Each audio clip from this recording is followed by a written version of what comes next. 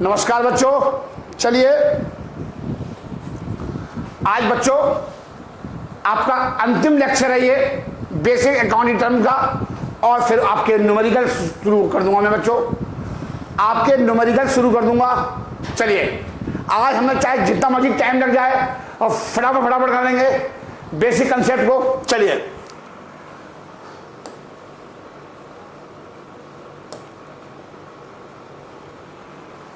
Heading डालिए। पहले मैं आपको बता दूं, पहले कराऊंगा मैं प्रीपेड एक्सपेंसेस, फिर कराऊंगा मैं आउटस्टैंडिंग एक्सपेंसेस। सर जी ये इतने इंपॉर्टेंट हैं, पूरी जिंदगी आपका पीछा नहीं छोड़ेंगे प्रीपेड एक्सपेंसेस और आउटस्टैंडिंग एक्सपेंसेस, इसलिए ये बहुत इंपॉर्टेंट है। और जरा ध्यान से सुनना प्रीपेड का मतलब क्या होता है, ठीक है। पहले हेडिंग डालिए अब आप अपनी कॉपी पर।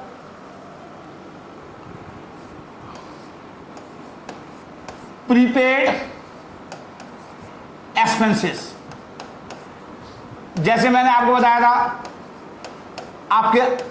आपको अलग अलग नामों से बुलाया जाता है, इसी प्रकार से इसके भी अलग अलग नाम है। लिखो एक्सपेंसेस, मेरे साथ साथ लिखा करो पेड इन एडवांस।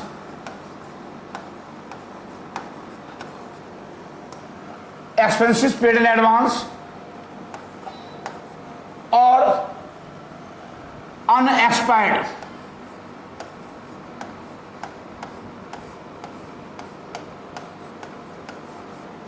एक्सपेंसेस।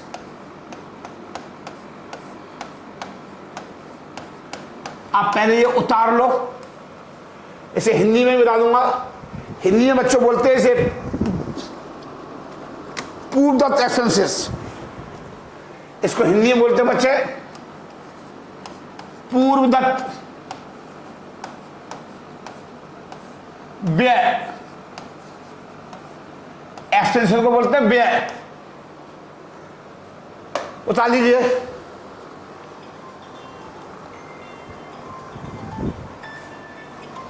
उतार लीजिए बच्चों। चलिए बच्चों, प्रीपेड एक्सपेंसेस का मतलब होता है पूर्वदत्त व्यय, एक्सपेंसेस पेड इन एडवांस और अनएक्सपायर्ड एक्सपेंसेस। मतलब ऐसे खर्चे जिसका आपने करंट ईयर में भुगतान कर दिया, चालू वर्ष में। कब के लिए? अगली साल के लिए। कब के लिए? अगली साल के लिए। जैसे मैं आपको बताता हूं, मेरे अकाउंट बंद होते हैं 31 मार्च 2020 को।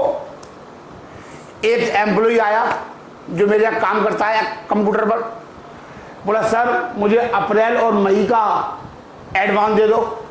कब बोल रहा है? 31 मार्च को 2020 को। कब की एडवांस मांग रहा? सैलरी अप्रैल की और मई की। मतलब अभी मैंने काम नहीं कराया, मुझे उसका बेनिफिट नहीं मिला, लेकिन मैंने क्या कर दिया, उसका एडवांस में पेमेंट कर दिया अप्रैल का और मई का। मतलब मैंने मार्च की सैलरी दी थी, अप्रैल की भी दे दी और मई की भी दे दी। तो मार्च का तो काम हो गया, तो एडवांस कब का ले गया? वो अप्रैल का और मई का। देखिए मैंने यही बात अंग्रेजी में लिखी है। Prepaid expenses mean expenses paid in advance, ऐसे खर्चे जिसका आपने एडवांस में भुगतान कर दिया but not yet been incurred, लेकिन वो भी खर्च नहीं हुए। बट नॉट बीन इनकर्ड का मतलब है वो अभी वो मेरा खर्चा नहीं है, क्योंकि अभी मैंने काम नहीं कराया। क्या मार्च के महीने में क्या मैं अप्रैल मई का काम करवा लूंगा? जब अप्रैल आएगी तो अप्रैल में कराऊंगा, मई आएगी तो मई में कराऊंगा। मैंने एडवांस कर दिया मार्च में। तो वही लिखा है मैंने, पीएलएस कंसेप्ट का मतलब है बच्चों, इस पीएलएस कंसेप्ट का मतलब बच्चों यूनिक कंसेप्ट, बेहतरीन, बेमिसाल, अद्वितीय। इसका मतलब है बेहतरीन, बेमिसाल, अद्वितीय। आपसे कोई एक वर्ड में पूछे कि भाई कि प्रीपेड का मतलब क्या होता है, तो मैंने आपको लिखाया prepaid expenses means expenses paid in advance, ऐसे खर्चे जिसका आपने एडवांस में भुगतान कर दिया but not yet been incurred, लेकिन वो भी खर्च नहीं हुए। सर जी थोड़ा हिंदी में भी लिखा दो। हाँ जी लिखा लो, मुझे पता है तुम्हारे मन में क्या चल रहा है बच्चों। अजी राइजन को सब पता है।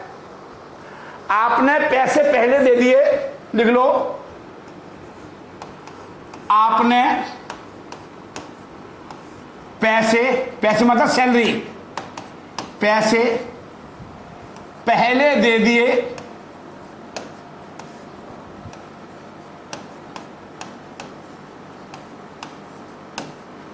आपने पैसे पहले दे दिए, लेकिन उसका बेनिफिट, लेकिन उसका बेनिफिट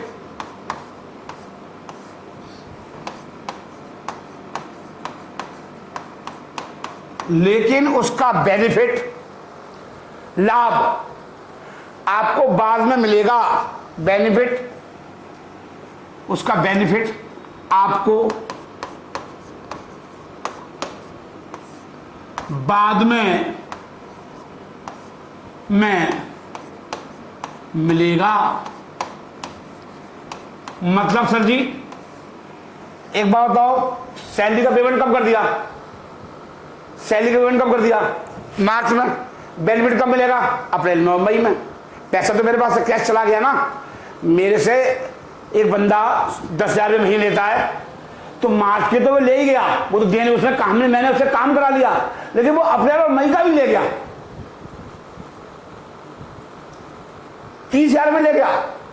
सैलरी कितनी ले गया? वो 30,000 रुपये। लेकिन मैंने एग्जाम्पल भी लिखाया बच्चों, मैंने एग्जाम्पल भी लिखाया। देखो यहां देखो, जैसे ये सैलरी का एग्जाम्पल था, मैं रेंट का भी एग्जाम्पल लिखाया मैंने बच्चों। कहता rent 6,000 has been paid for 1 year on 1 July 2019।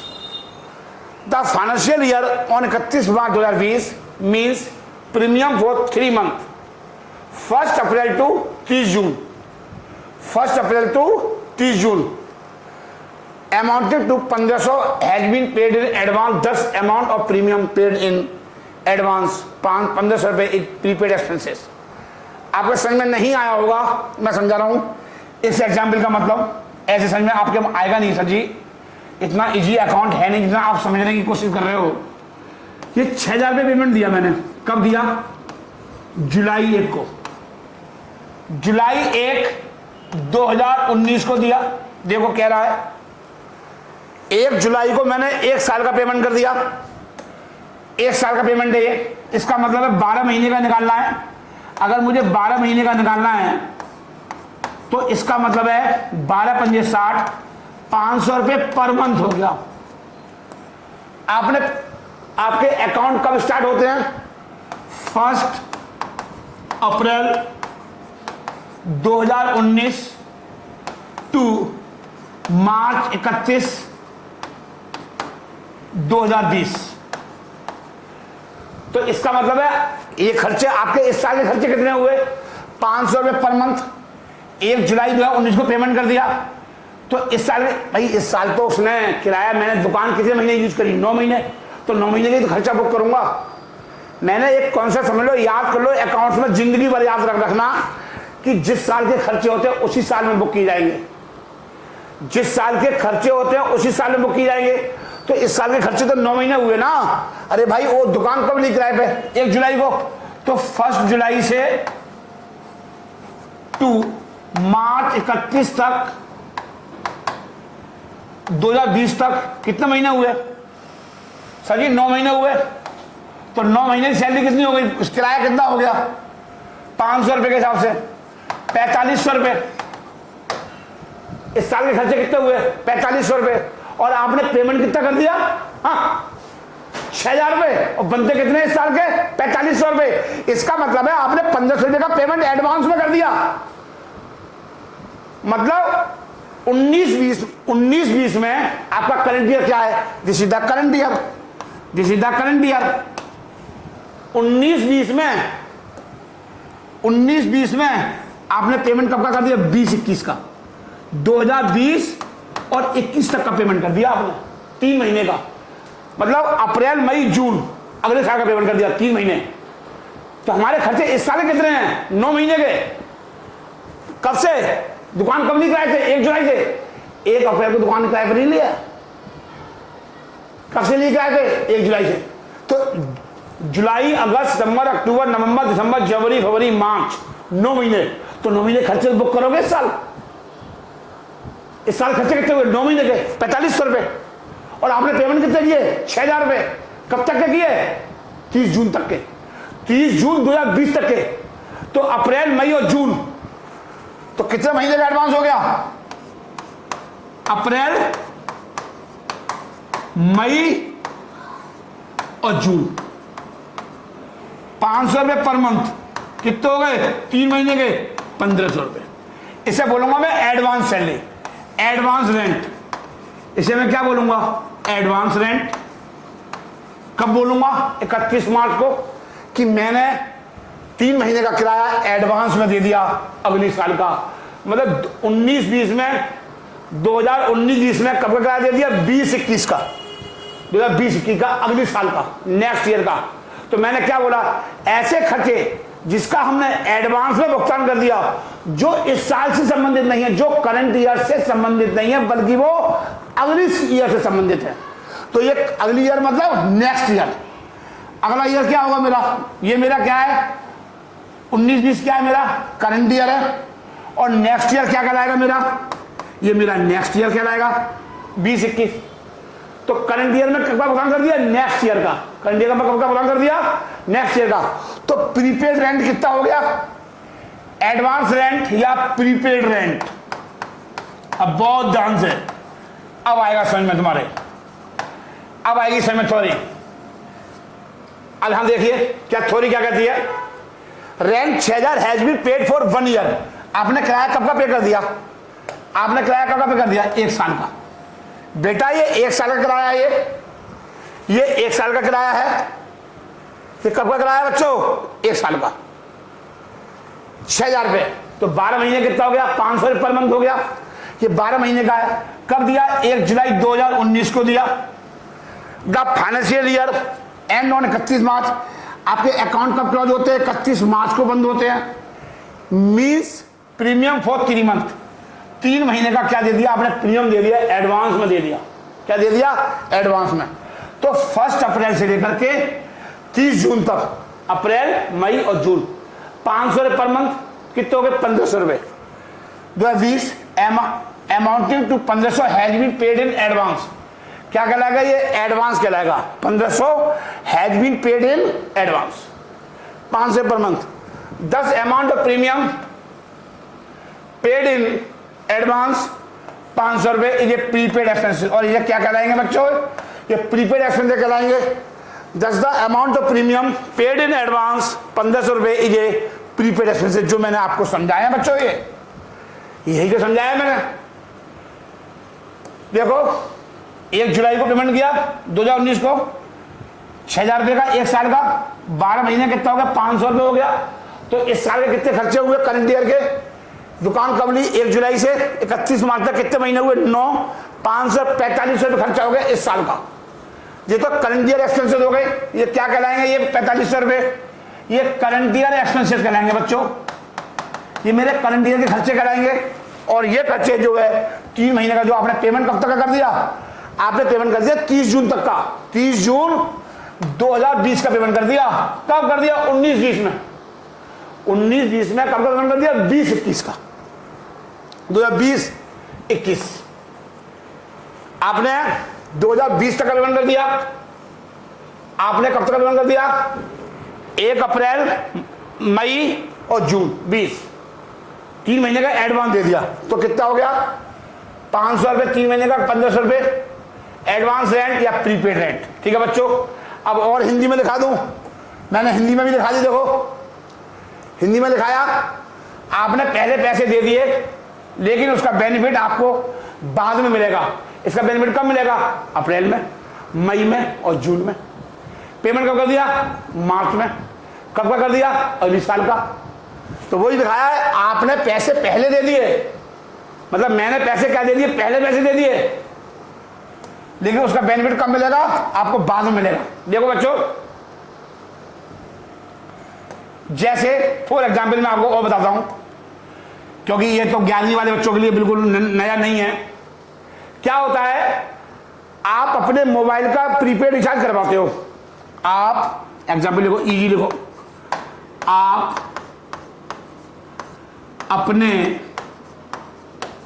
Mobile का प्रीपेड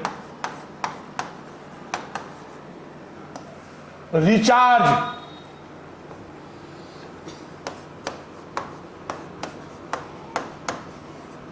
करवाते हो। जैसे जैसे बच्चों उतारिए, जैसे आपने क्या किया, आपने देखा होगा आज है 1 अगस्त है, आपने 1 अगस्त को मतलब टुडे आपने रिचार्ज करा दिया 199 रुपए का, 199 रुपए का रिचार्ज करा दिया। कब तक का करा दिया रिचार्ज? ध्यान रखना, बोलते हैं वो 1 महीने का रिचार्ज होगा, रिचार्ज होता है 28 दिन का। बच्चों ध्यान रखना, आपको पता नहीं होगा। तो आपने रिचार्ज पेमेंट कब तक कर दिया?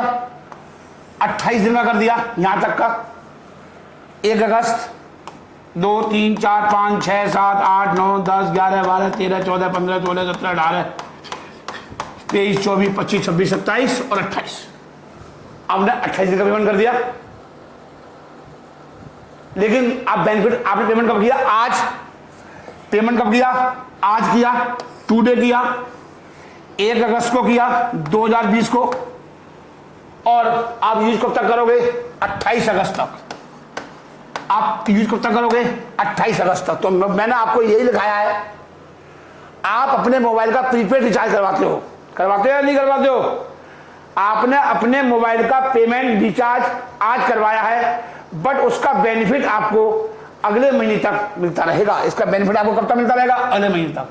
तो इसी को बोलते हैं प्रीपेड। बोलते हैं प्रीपेड, एक होता है पोस्टपेड, एक होता है प्रीपेड। प्रीपेड का मतलब आपने पैसे डलवा दिए, आप धीरे धीरे उसका यूज करते रहो।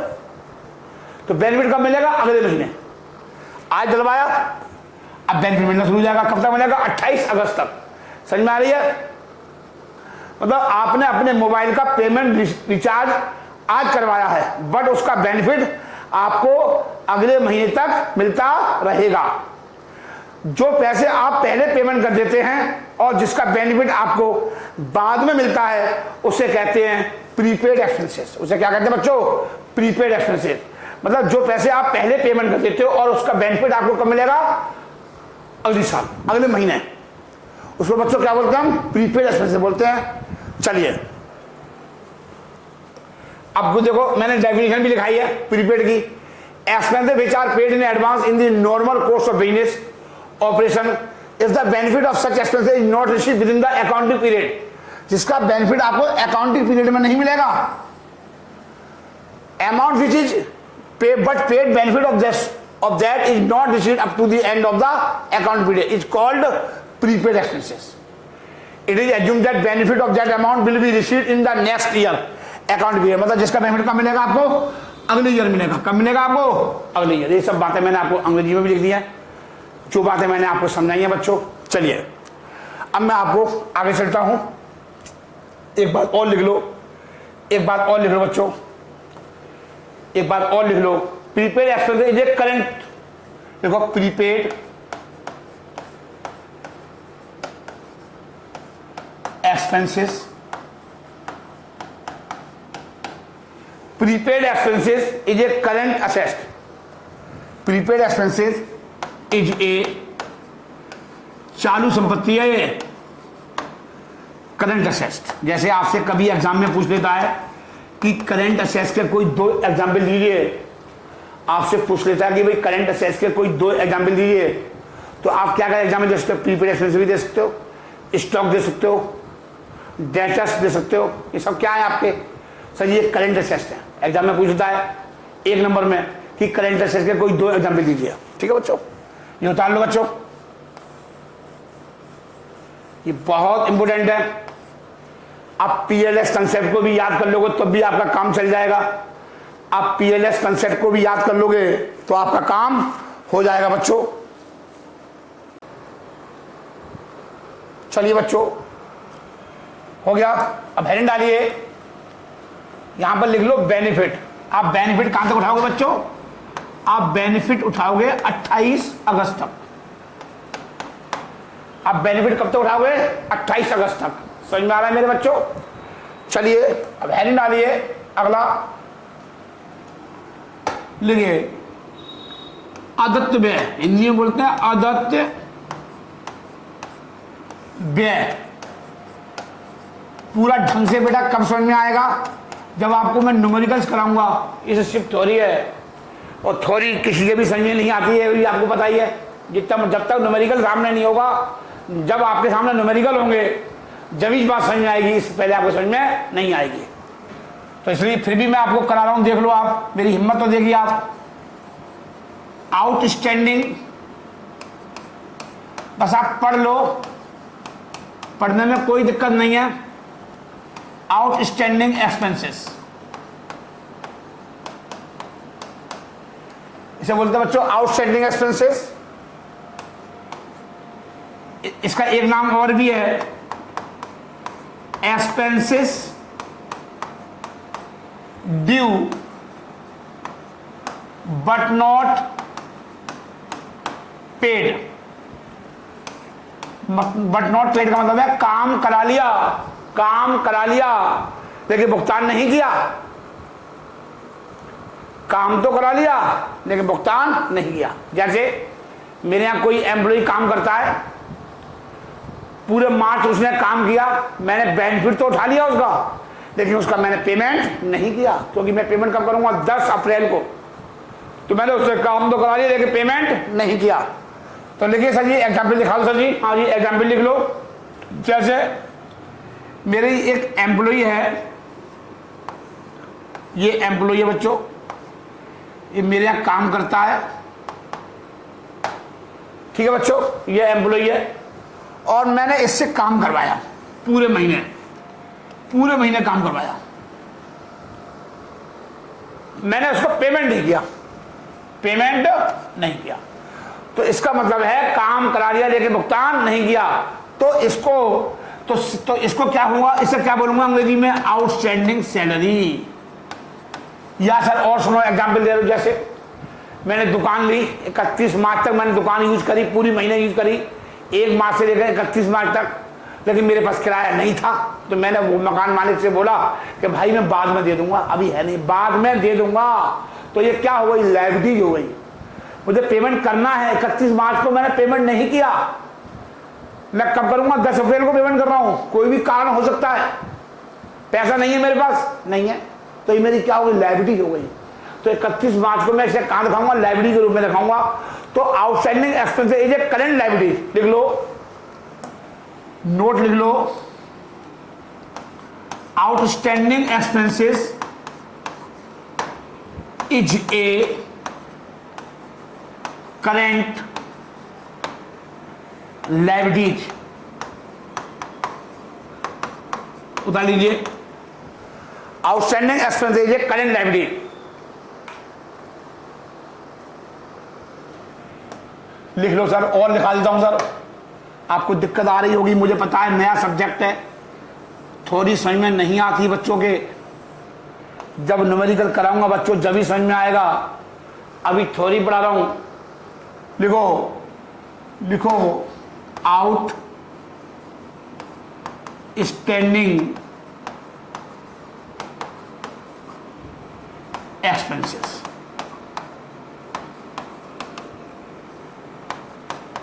Is a outstanding expenses is an expenses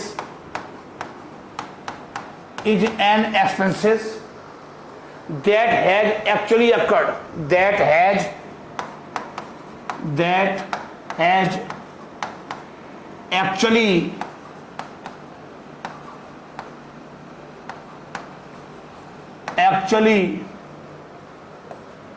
incurred।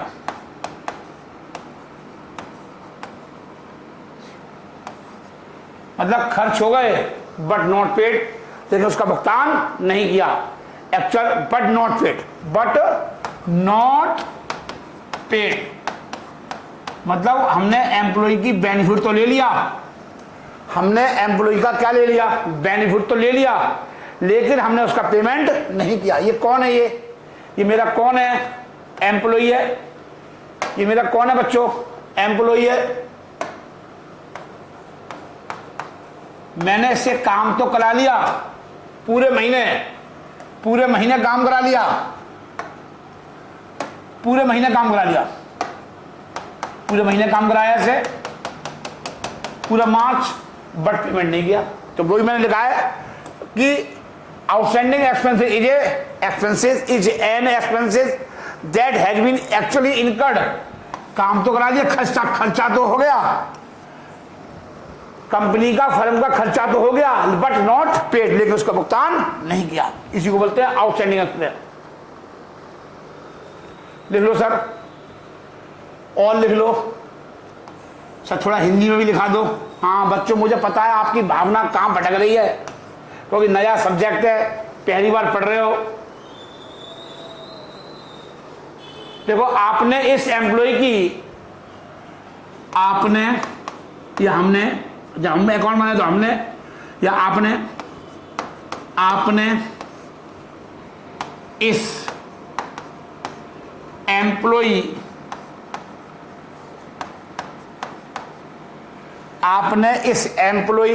लिखो, आपने इस एम्प्लॉय की सर्विस का, आपने इस एम्प्लॉय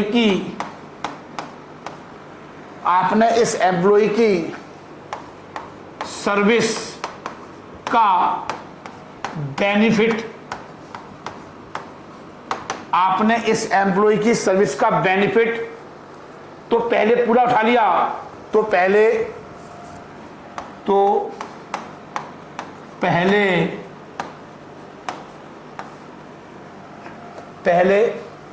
पूरा उठा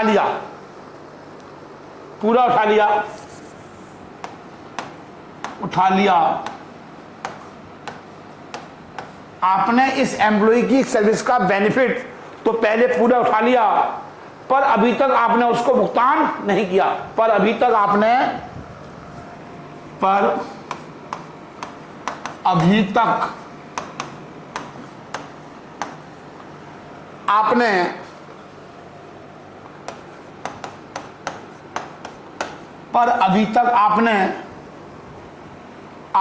उसका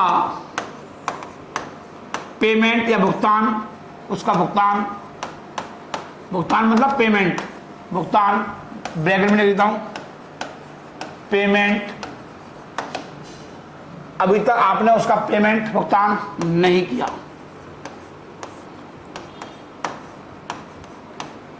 किया है। उतार लो बच्चों, पूरा उतार लो, अब पूरा उतार लो।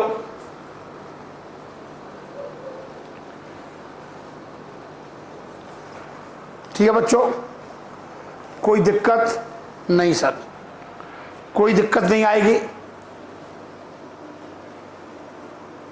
देखिए, FICTI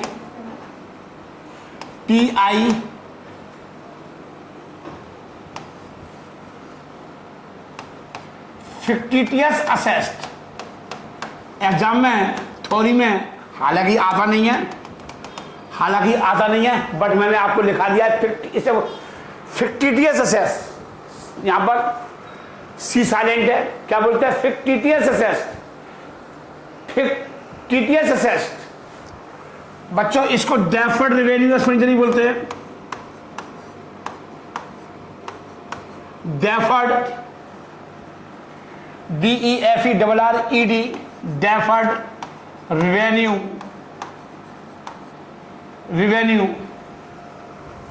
expenditure, deferred revenue expenditure. उतार लीजिए, उतार लो बच्चों। ये क्या होता है? नाम कितना अटपटा लग रहा है, डेफर्ड रेवेन्यू एक्सपेंडिचर, लेकिन जब 12वीं में आओगे बच्चों तो इसका बहुत यूज होगा। बस अभी समझ लो कि होता क्या है। एग्जाम में थ्योरी पूछ ले, फिक्टिटियस असेट्स क्या होती है, डेफर्ड रेवेन्यू एक्सपेंडिचर क्या होता है, बच्चा तो पागल हो जाएगा कि पता नहीं क्या होता है। तो थ्योरी बेटा ऐसी होती है अकाउंट्स की, तो लिख लीजिए फिक्टिटियस असेट्स क्या होता है। These are neither these are neither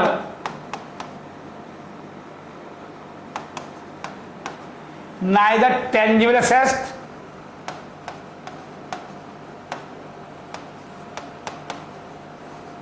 ना तो ये टेंजिबल एसेट होती है, these are neither tangible nor intangible,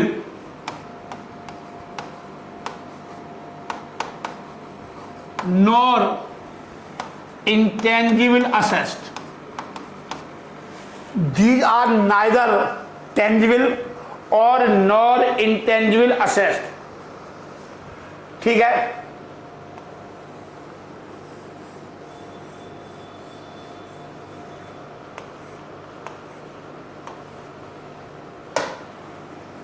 मतलब ना तो इसको छू सकते और ना ही देख सकते। टेंजिबल का मतलब छूना और इंटेंजिबल का मतलब टच नहीं कर सकते। इंटेंजिबल देख नहीं सकते, इंटेंजिबल का मतलब नॉट टचेबल। मैंने लिखा रखा है आपको, पीछे थ्योरी पढ़ना। इसको देख नहीं सकते और टेंजिबल का मतलब इसको छू नहीं सकते। बताऊंगा, अभी एग्जाम्पल दे रहा हूं सर जी। इसके एग्जाम्पल क्या है बताता हूं बेटा आराम से। तो लिख लीजिए, these are the neither tangible nor intangible assets, they are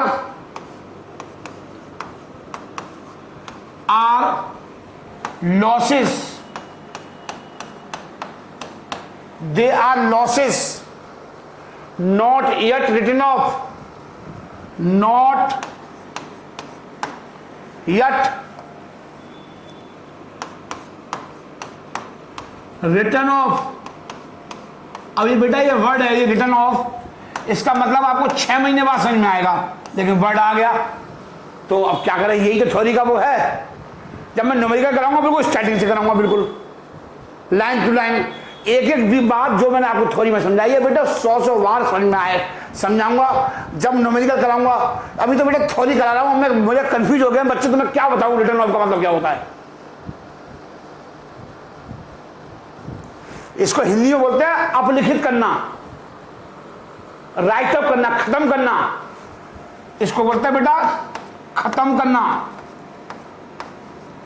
खत्म करना, किताबों से हटाना, खत्म करना, किताबों से हटाना,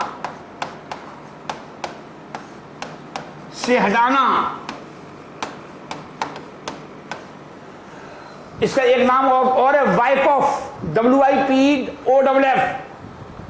अब आप कहोगे वाइप ऑफ क्या मतलब होता है, तो ये थोड़ा दिक्कत है थ्योरी में आपको समझाने में, क्योंकि ये बातें आपको जब मैं न्यूमेरिकल कराऊंगा जब ही समझ में आएगी बच्चों। ठीक है, फिलहाल आप समझ लो सर जी, इसके एग्जाम्पल समझा दो, लिख लो।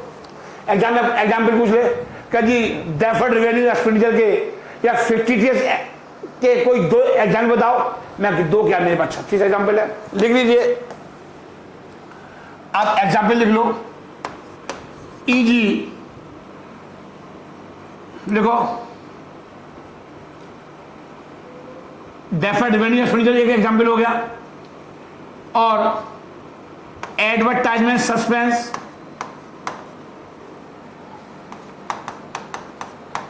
मेंट सस्पेंस।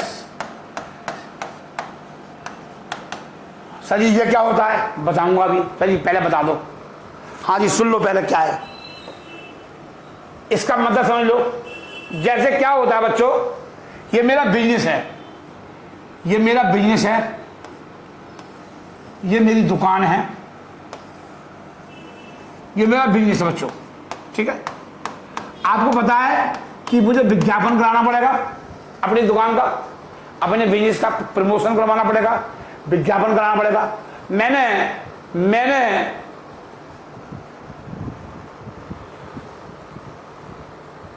बिपाशा बासु मुझे अच्छी लगती है, मैं उसका बहुत बड़ा बिग फैन हूं।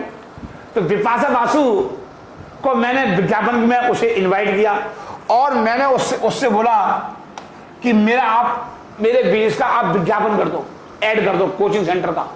वो आई और विज्ञापन किया, और मैंने बच्चों 10 करोड़ का पेमेंट किया। मैंने बच्चों 10 करोड़ का पेमेंट किया बिपाशा को।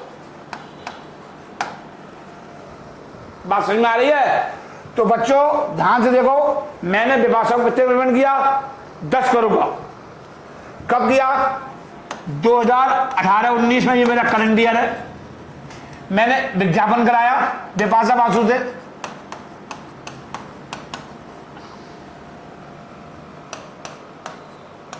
एडवर्टाइजमेंट कराया, विज्ञापन कराया, और बिपाशा बासु को मैंने 10 करोड़ का पेमेंट किया।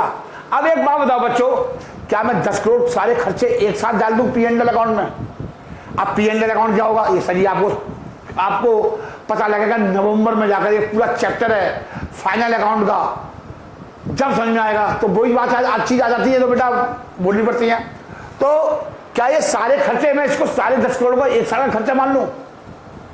मैं बिपाशा बासु मेरा ऐड कर रही है, टीवी पे आ रही है, एक्सपर्ट के पूरा आज तक सब ABP न्यूज पे आ रही है, सारे चैनलों पे आ रही है, एक्सपर्ट का प्रचार कर रही है, और मैंने 10 करोड़ का पेमेंट कर दिया। एक बात बताओ, क्या इस विज्ञापन का लाभ मैं सिर्फ एक साल में उठाऊंगा 18-19 में, करंट ईयर में? तो मैं ये खर्चे जो है एक साल में नहीं डालूंगा, सारे खर्चे में, क्योंकि इसका लाभ मैं आने वाले कई साल में उठाऊंगा, लगभग 5 साल में उठाऊंगा। मैं डेफर्ड कर रहा हूं अपने खर्चे को। सारे खर्चे एक साल में मैं ना डाल करके 5 साल में डेफर्ड कर रहा हूं। 5 का भाग दे दो, हर साल में 2 करोड़ रुपए का खर्चा P&L अकाउंट में डालूंगा, डेफर्ड कर दूंगा इन खर्चों को अगली सालों के लिए। डेफर्ड मतलब 19-20 में, 20-21 में मैं भी लाभ उठाऊंगा, 21-22 में उठाऊंगा, 22-23 में उठाऊंगा, तो आने वाले 5 साल का लाभ उठाऊंगा। तो इस प्रकार के खर्चे 3, 5 या 7 साल में आप डेफर्ड कर सकते हो। इसी को बोलते हैं डेफर्ड रेवेन्यू एक्सपेंडिचर। सर जी कैसे, और समझा दो, थोड़ा और खोल कर समझा दो। जैसे ये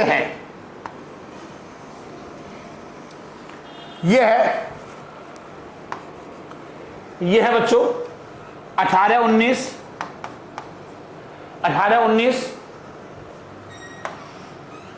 ये आ गया 19-20, 2020-21, 2021, 2022 और 2022 और 2023।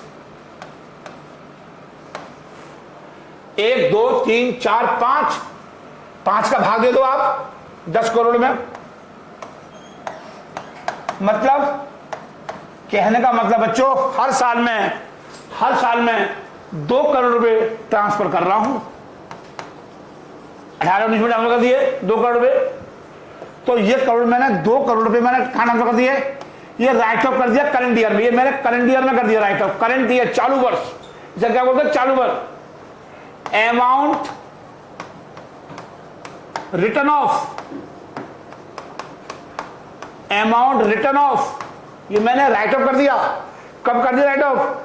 करंट ईयर में। इसको क्या बोलूंगा? इसे बोलूंगा expenses for the current year.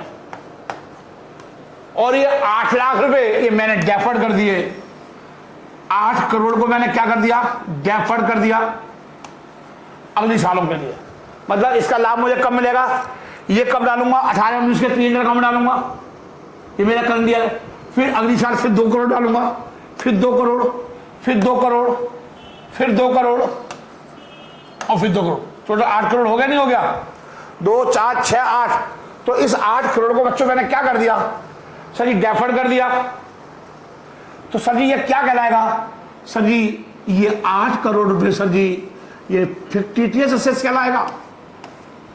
तो रुपीज 8 करोड़ इज ए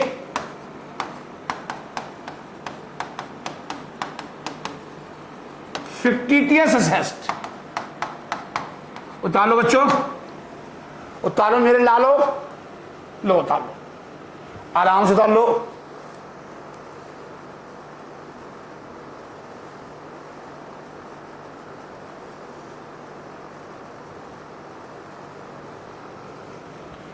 पढ़ लिया। Amount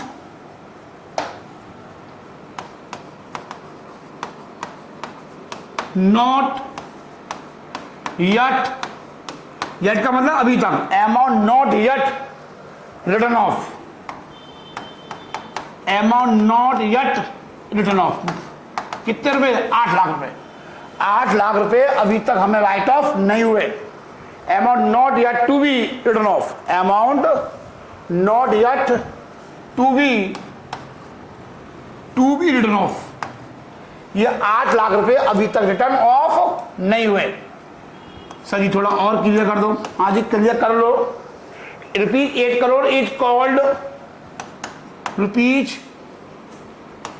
8 crore is called deferred revenue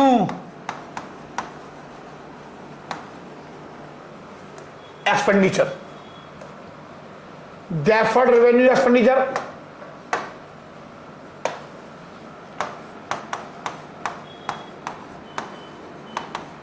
इसको फिक्टिशियस एसेट बोलते हैं, डेफर्ड रेवेन्यू एक्सपेंडिचर बोलते हैं। तो 8 करोड़ बेटा क्या कहलाएगा? मेरा डेफर्ड रेवेन्यू एक्सपेंडिचर कहलाएगा बच्चों। तो मैंने आपको लिखाया था, एग्जाम्पल लिखाए थे मैंने आपको, जैसे एडवर्टाइजमेंट सस्पेंस। और भी लिखा दूं? हाँ जी लिख लो, और भी लिख लो। Discount, discount on issue of share and debenture, debenture. Sir ji और भी लिखा दो, लिख लो। Underwriting commission, preliminary expenses,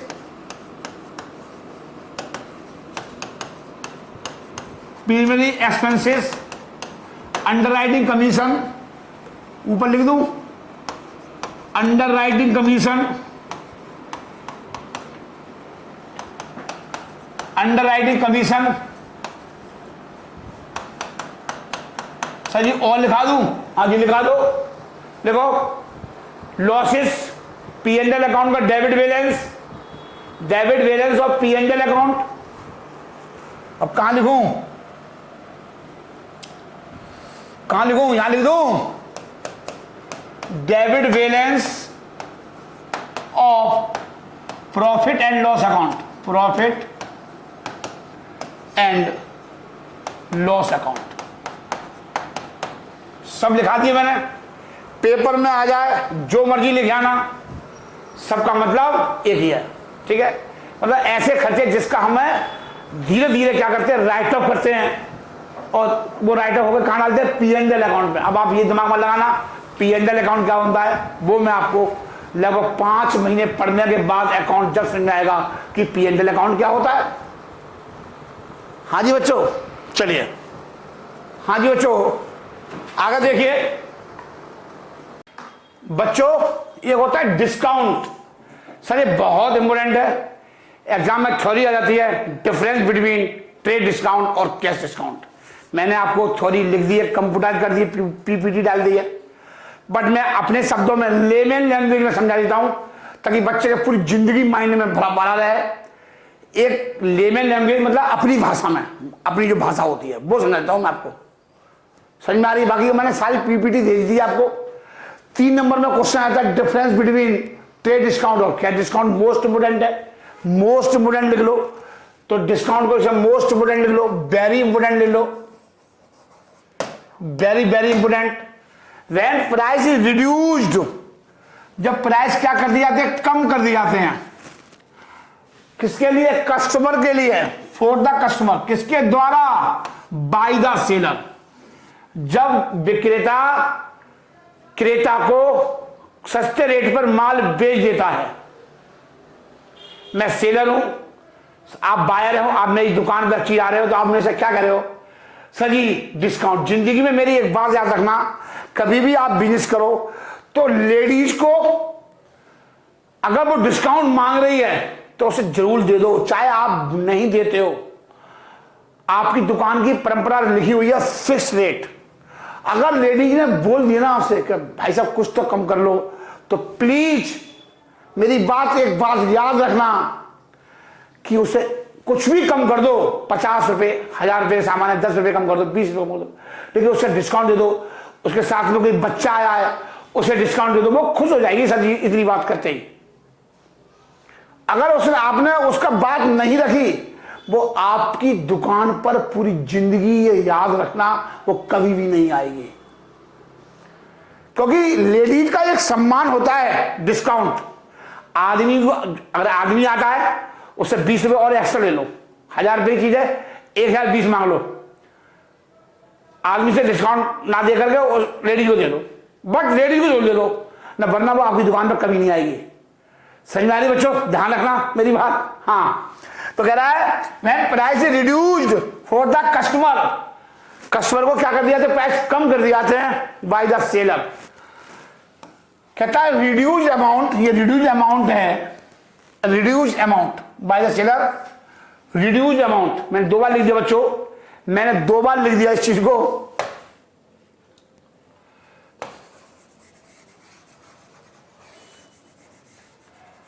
हाँ जी, मैंने 2 बार लिख दिया बच्चों। कहता है रिड्यूस्ड अमाउंट इज नोन, आप ऐसे लिखा लो, reduced amount is known as discount. जो कमी कर दी आपने उसी को बोलते हैं हम discount. Reduced amount is known as discount. जो प्राइस में कमी कर दी, सर ये 2 प्रकार की होती है, एक होती है व्यापारी डिस्काउंट, एक नगद डिस्काउंट। इसे हिंदी में बोलते हैं व्यापारिक छूट और नगद छूट। सर जी क्या होती है जरा समझाओ। देखिए, ये आपका मैंने बनाया, ये आपका बिजनेस है बच्चों, ये आपका बिजनेस है, ये आपका बिजनेस है, और आपका कपड़े का शोरूम है, क्लॉथ शोरूम है। क्या का शोरूम है? ये कपड़े का शोरूम है, ये शोरूम है आपका, क्लॉथ का शोरूम है।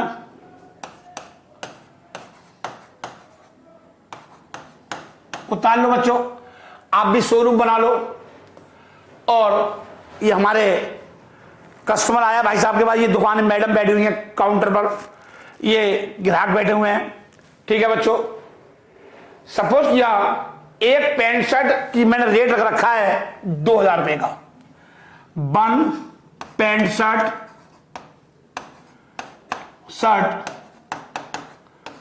इज इक्वल टू 2000 रुपए। तो मैं आपको पहले बच्चों समझा कह रहा हूं, पहले आप हेडिंग डाल लो ट्रेड डिस्काउंट, पहले आप हेडिंग डाल लो ट्रेड डिस्काउंट। पहले मैं आपको यह समझाऊंगा, फिर समझाऊंगा कैश डिस्काउंट। सर जी ट्रेड डिस्काउंट क्या होती है, ध्यान से देखिए, इसे हिंदी में बोलते हैं व्यापारिक छूट। बेटा ध्यान से, मैं हिंदी लिख देता हूं और बात ही नहीं है, ज्यादा ध्यान से मत देखना। हाँ जी, तो एक पैंट शर्ट कितने की बच्चों? 2000 रुपए की है। और मेरे पास एक कस्टमर आता है, बोलता है कि बल्क में दे दो। बल्क जानते हो, बहुत बड़ी मात्रा में बल्क। ट्रेड डिस्काउंट कब दिया जाता है? जब आप बल्क में सामान खरीदो। बल्क मतलब बहुत अधिक मात्रा में, थोक में जब मिलता है डिस्काउंट, बल्क में।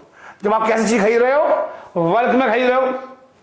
आप बोले कि सर जी मुझे 100 पैंट शर्ट दे दो, 100 पैंट शर्ट, 100 पैंट शर्ट, और एक पैंट शर्ट कितने रुपए की? 2000 रुपए की है।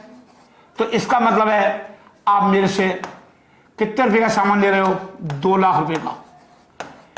एक पैंट शर्ट नहीं ले रहे हो आप, एक साल ले रहे हो 2 लाख रुपए का सामान। तो आप बोले कि सर जी कुछ तो डिस्काउंट कर दो।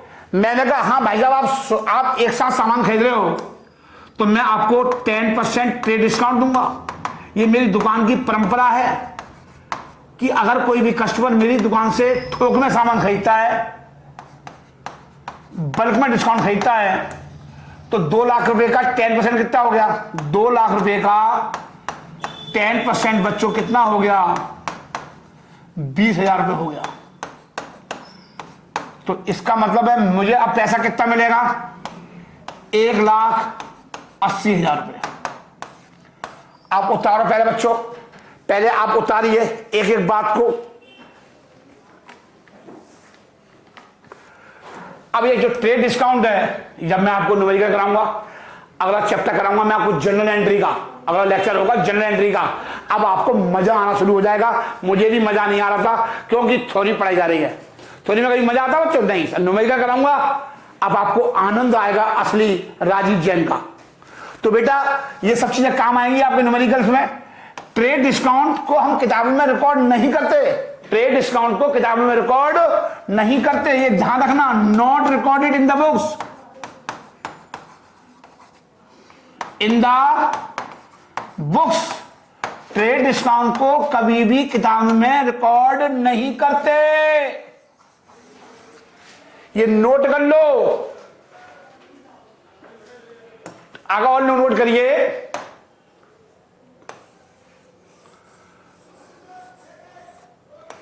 लिखिए, लिखो मेरे बच्चों, लिखो मेरे बच्चों, ट्रेड डिस्काउंट हमेशा बल्क में क्वांटिटी परचेज करने पर मिलता है। ट्रेड डिस्काउंट हमेशा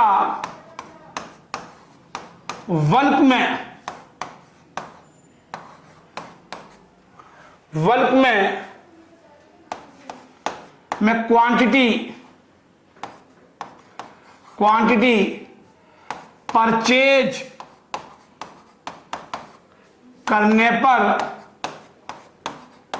मिलता है।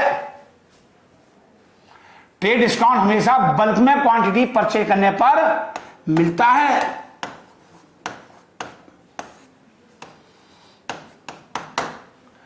ठीक है बच्चों, उतार लीजिए।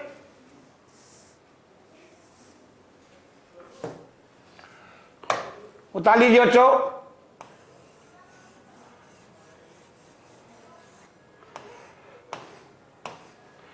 एक और लिख लो, एक और लिख लो। Trade discount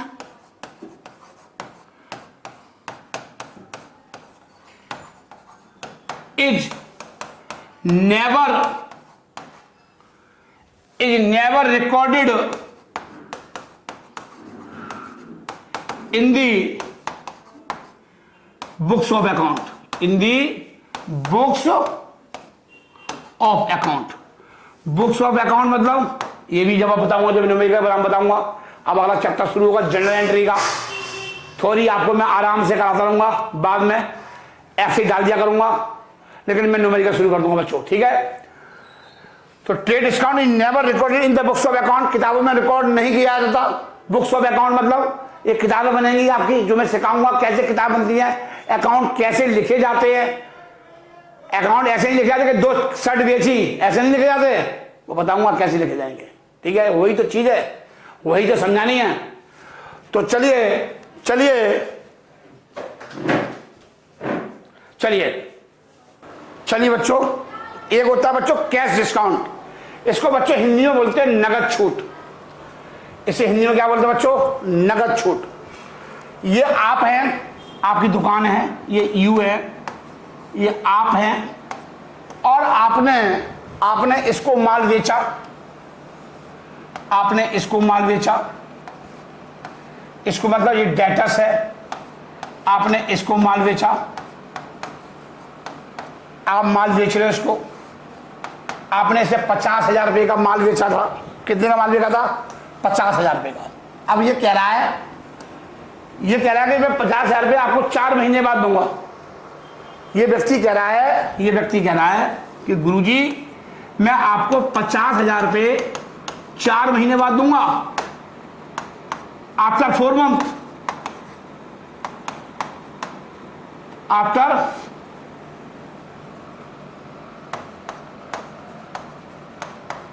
after 4 month. ये कह रहा है मैं गुरुजी आपको 4 महीने बाद दूंगा पेमेंट 50,000 रुपये का। बट क्या हो रहा है, आपको अचानक पैसे की जरूरत पड़ गई। बच्चों आपको अचानक पैसे की क्या पड़ गई? सर जी जरूरत पड़ गई, और सर जी बिजनेस में तो पैसे की जो तो पड़ती है, ये बात ध्यान रखना। ऐसा तो कोई मुकेश अंबानी है नहीं है, मुकेश अंबानी को भी पैसे की जरूरत पड़ती है। तो मैं हूँ इस टाइम, मैंने कहा भाई साहब से मैं डेटर्स, क्योंकि मैंने इनको माल बेचा था, मैंने इनको उधार माल बेचा था, तो ये क्या कहलाएंगे, ये डेटर्स कहलाएंगे। ये मेरे बिजनेस की असेस्ट है, मुझे पैसा लेना है। तो ये कहते हैं कि मैंने इनको 4 महीने पर माल बेचा था, उधारी पर माल बेचा था, तो मेरे ये कौन कहलाएंगे, ये मेरे कहलाएंगे बच्चों डेटर्स। अब मुझे पैसे की जरूरत है, प्रॉम्प्ट पेमेंट। मैंने कहा मुझे एकदम पैसा दे दो, अभी दे दो, मैं आपको डिस्काउंट दूंगा। मैं आपको क्या दूंगा, डिस्काउंट दूंगा, 10% कैश डिस्काउंट दूंगा, नगद, आप मुझे अभी दे दो। तो प्रॉम्प्ट पेमेंट क्या बोलते हैं बच्चों से, इसे बोलते हैं प्रॉम्प्ट पेमेंट, जल्दी पेमेंट, पी प्रॉम्प्ट पेमेंट।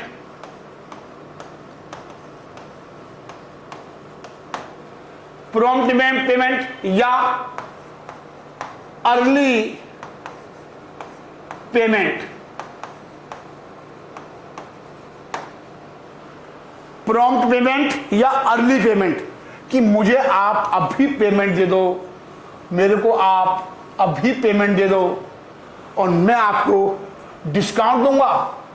तो मैंने इनसे कहा जल्दी पेमेंट के लिए दिया था ये प्रॉम्प्ट पेमेंट, कैश डिस्काउंट दूंगा, कैश डिस्काउंट दूंगा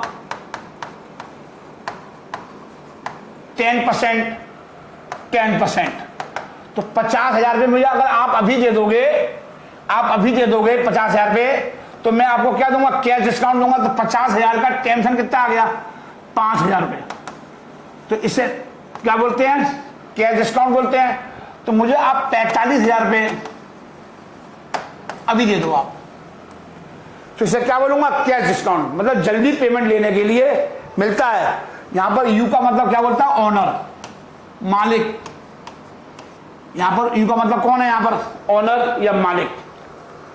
तो समझ में आ रही है, कैश डिस्काउंट कब दिया जाता है, जल्दी पेमेंट लेने के लिए। लिख लो, और लिख लो,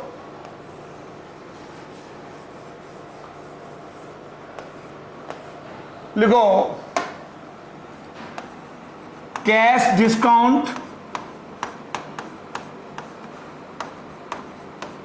is recorded in the books of account।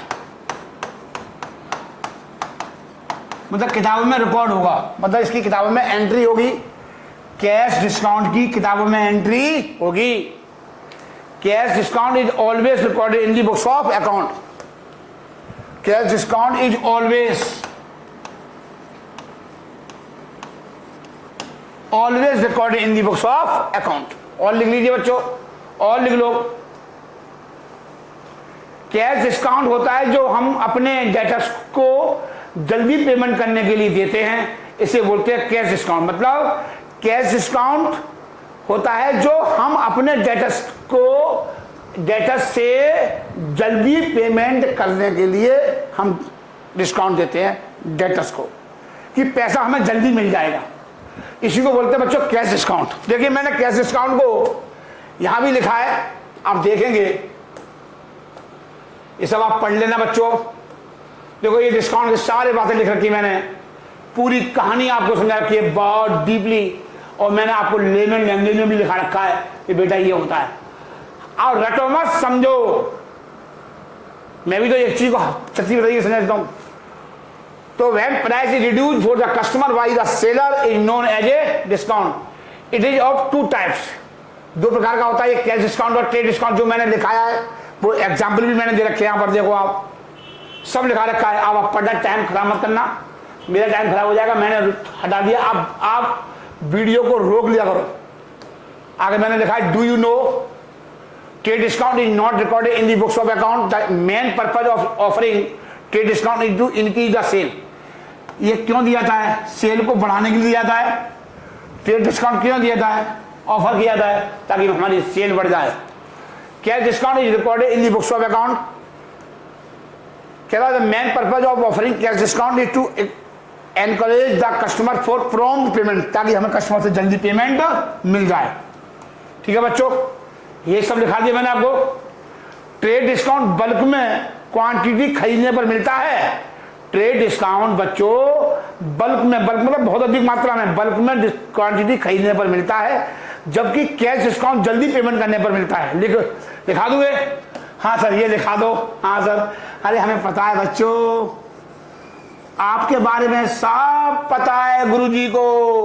आप नए नए बच्चों, राजीव जैन सर जी को सब पता है आपके बारे में। लिख लो, ट्रेड डिस्काउंट बल्क में क्वांटिटी, ट्रेड डिस्काउंट बल्क में, ट्रेड डिस्काउंट बल्क में क्वांटिटी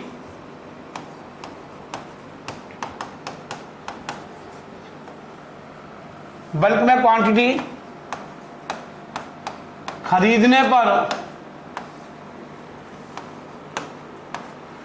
ट्रेड डिस्काउंट बल्क में क्वांटिटी खरीदने पर मिलता है, खरीदने पर मिलता है।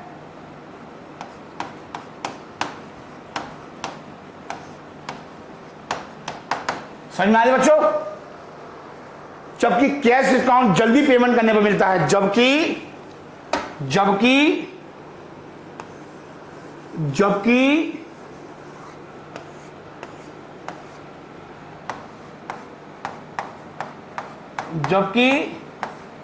कैश डिस्काउंट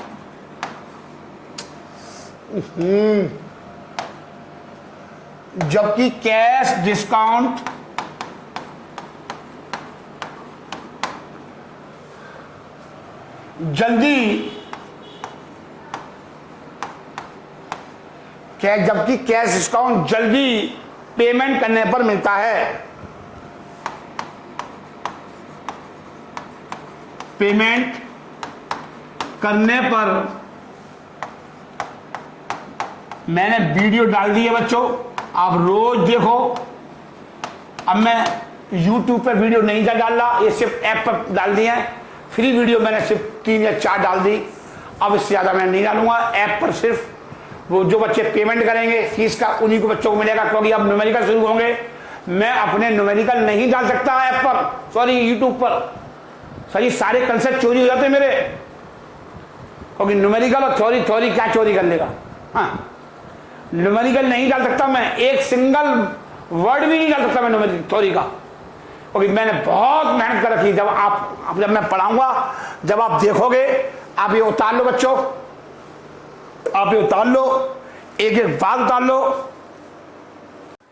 एग्जाम में आ जाता है गुड्स क्या होता है बच्चों, गुड्स क्या होता है थ्योरी के रूप में आ जाता है शॉर्ट नोट्स में, तो बच्चा मुंह फाड़ जाता है, कहता है आज ये सब मैंने आपको समझा रखा है। कह रहा all those item which are purchase for resale are called goods, मतलब ऐसा आज कह रहा है all those item which are purchase for resale, जो पुनः बेचने के लिए खरीदते हैं उसे बोलते हैं माल। जैसे मैंने मेरी दुकान है परचूनी की, मैं आटा दाल चीनी के मेरे घर में बन रही है, मैं पहले मोल लेके आ जाता हूँ, फिर मैं उसे बेच देता हूँ, रीसेल का होता पुनः बेच देता हूँ। तो आटा दाल चीनी तेल साबुन शैम्पू नमकीन ये सब क्या है मेरे लिए, माल है। क्या है बच्चों, ये मेरे लिए गुड्स है। तो purchase for resale are called goods, इसे क्या बोलूंगा बच्चों, गुड्स बोलूंगा। इसका और भी नाम से ऐसे ही बोल सकता हूं, goods are the item in the which for the business deals.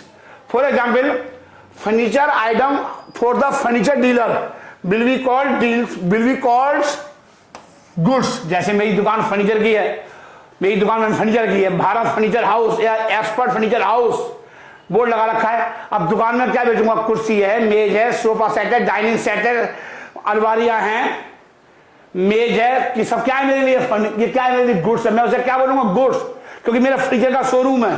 तो ऐसे ही बोला मैंने आपको लिखाया है, in simple word goods are articles which may be goods for one party and असेस फॉर द अनदर पार्टी। मतलब एक पार्टी के लिए वो क्या हो सकता है, माल हो सकता है, और दूसरे क्या हो सकता है, असेस होता है। मैंने अपने मेरी दुकान है कुर्सी बेच की, मैं कुर्सी बेच रहा हूं और आप खरीद रहे हो, तो आपके लिए क्या है वो असेस हो गई, तो मेरे लिए क्या है वो माल है, और आप खरीद रहे हो तो आपके लिए क्या है वो असेस्ट है।